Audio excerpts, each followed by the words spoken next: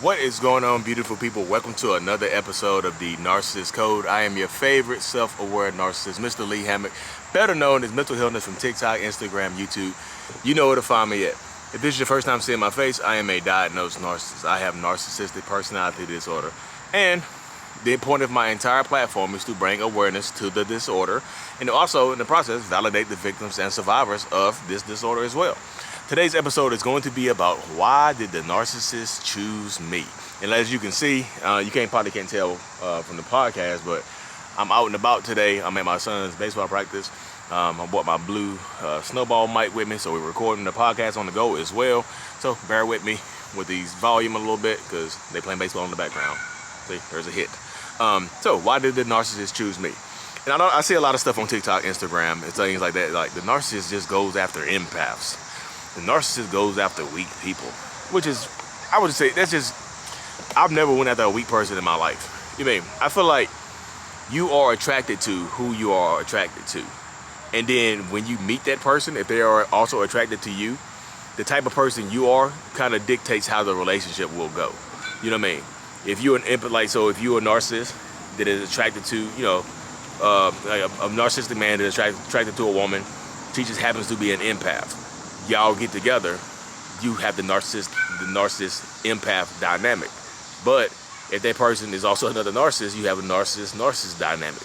Or that person is codependent, narcissist codependent dynamic. So you see how it goes. Like, I think attraction is just attraction, and then the way the relationship dynamic turns out is dependent upon the type of person that the narcissist ends up with.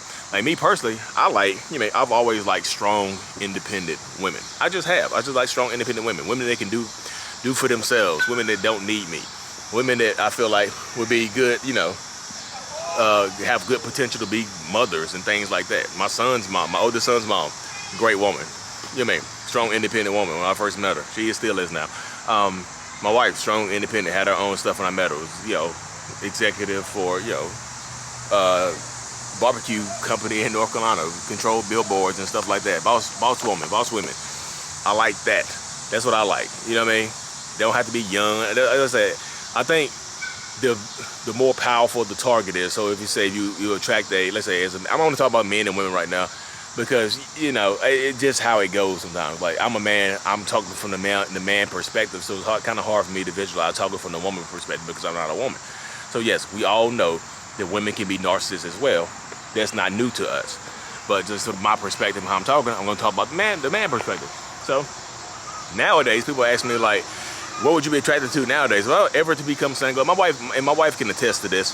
We've talked about it. If I was ever to be single again, she won't worry about me, the new supply being some young girl, some young model type girl, or young beautiful woman or something like that. She knows the type of what I go for is going to be like 35 to 50, you know what I mean? An older woman with her stuff together. So I ain't got to, I don't like playing games, you know what I mean? And so I'm assuming that they wouldn't think I would play games, but I am a narcissist, so there will be some games played. I just like strong, independent woman. And who's more stronger, independent than an older woman to me? That's how my mind works. The woman I was dating before I met my wife, I was like 25 and she was like 34. You know what I mean? Strong, independent. Had a couple kids. Strong, independent. She had I think she had an 18-year-old daughter. You know what I mean? And I was just in the middle. I was like the average age. I was like 25, 26. And she was 34, 35. I was just like, okay, perfect age. Strong, independent. And my wife wouldn't consider herself an empath. And people think your wife must be an empath. No, she wouldn't consider herself an empath. You know what I mean? She probably has some codependency things going on, but like maybe not an empath. But also, like, narcissists, like, I like people that have something going on. You know what I mean? Strong people in positions of power and things of that nature. People that have stuff going on. Like, it doesn't make me look good to have somebody that I can run over top of that has nothing going on with their life. You know what I mean? It has absolutely nothing good going on with their life. Like, you just don't have anything going on. Like, hey, that's who you're dating? Yeah, wow, I guess she's pretty, but she doesn't have anything going on. Like, cool. You see, that doesn't make me look good. It doesn't make me feel good. You know what I mean? So, a narcissist could be attracted to people, it's something about you. And once they get to know you, once they get to talking to you, they might find out that you're empathetic and care a lot, and then the manipulation starts, then that process starts and things like that. But it's just not. It's just like narcissists don't go into a room and just go in there and smell the air and just be like, empaths. No, they don't do that. That doesn't happen. The narcissist does not have a scent. Empaths do not give off a scent or a pheromone or anything like that. Literally, it's just the attraction. Like, I'm attracted to whoever I'm attracted to. You know what I mean? Racist, inconsiderate. You know what I mean? It just feel like you're attracted to who you're attracted to, and who you are dictates to how the relationship goes on. If you're a strong, independent person that, you know, that dealt with narcissists before, that you might be attracted to a narcissist, but you'll spot the red flags and you'll dip out quick. You know what I mean? But if you haven't had experience with a narcissistic person before, then you might not spot those red flags, or you might see the red flags and ignore them because you met somebody that's sweeping you off your feet. You know? So I just feel like narcissistic people are going to be attracted to, you know, people that have something going on for themselves. But so they might be initially attracted to people who have something going on for themselves, but they will replace you with somebody that doesn't have anything going on with themselves. That makes sense. Like, to make you feel bad as an easier target. So they might replace you. You might be a strong, independent woman, but they might replace you with somebody who needs help. You know what I mean? They might replace you with somebody who's not a strong, independent person. They might replace you with somebody that doesn't look as good as you, is not as successful as you, and is just, you know, a codependent person that might need them more than you need them. Did you see how that works? You know what I mean? That's literally how it goes sometimes, though. Like, you dealing with a narcissistic person that doesn't, you know, they will replace you with somebody that's less than you. You know, to make you feel bad about yourself. Because you get replaced by somebody that's less conventionally attractive than you, has less money than you, has less success than you. Like, I have a bachelor's degree. That person has a, you know, doesn't even have a GED. What's going on? Why did he leave me for her?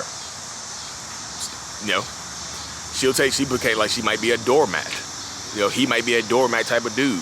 That, you know, she might leave you for a doormat type of dude because you might be too strong-willed from her. That strong independence might attract a narcissist to you, but it might not keep them with you. You're like, damn, you too strong. I'm like, yeah, I can't manipulate you. Peace. Go get somebody that can. You know what I mean? I know people think, like I said, I know people think that narcissists are just literally attracted to empaths because they're empaths. It's like, you know, they're strong. Are they attracted to people that are nice people, that are good people, that are caring people? Yes. You know, like, I'm not gonna be attracted to somebody who just like argumentative and fights back and pushes back on everything I say, sticks to their boundaries and things like that. No, I'm not gonna be attracted to that because I'm a narcissist. I don't like a lot of boundaries being put on me in the first place. And I'm pretty sure if other narcissists are listening to this, or you are dealing with a narcissist, you can attest to the fact that narcissists do not like boundaries set upon them. That's just point blank period. No narcissist will like a boundary. Sorry, y'all, the camera actually went out right there, and it sucks because I was on the road right there. But yeah, narcissists don't like boundaries. So if you're setting boundaries on narcissists, then you will not have a healthy relationship with a narcissistic person. It just doesn't work that way. You know what I mean? So narcissists are going to attract who they are. Narcissists are like, in the position a narcissist is typically in, that's the type of person that they're going to attract. Like I said, me personally, I don't like boundaries. I don't like boundaries set on me early in the relationship, and most narcissists are not going to like boundaries set on them early in the relationship. So if you're a person with strong boundaries, typically you won't attract a narcissistic person, or typically you'll get with a narcissistic, or sometimes you'll get with a narcissistic person that will make you feel comfortable enough or too comfortable, and you'll drop those boundaries, and you end up getting taken advantage of, manipulated, and you end up in a survivors group and things like that, or trying to figure out what happened, trying to figure out how you went crazy. Because a lot of times you're like, people who overshare typically get taken advantage of by narcissists. So don't overshare in the beginning of of any relationship. Make people earn their information. What I mean by that, take your time. Say no, or like say no sometimes, y'all. Saying no to people will tell you more about a person than time ever will be. What time ever will do. Just say no to somebody. You know what I mean? And that helps. If you're a person that has a problem saying no and standing up for yourself, you're going to get ran over by narcissistic people your entire life. You just will. You mean? Because narcissists don't like the word no. You say no, they saying no, but okay, they're pushing against your boundaries. So if you're a person with strong boundaries, typically you'll be able to avoid narcissists.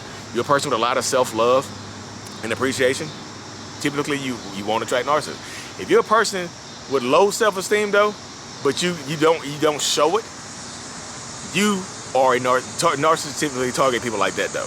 If you're a person with low self-esteem and you get with a narcissist, they will just run you through the gambit.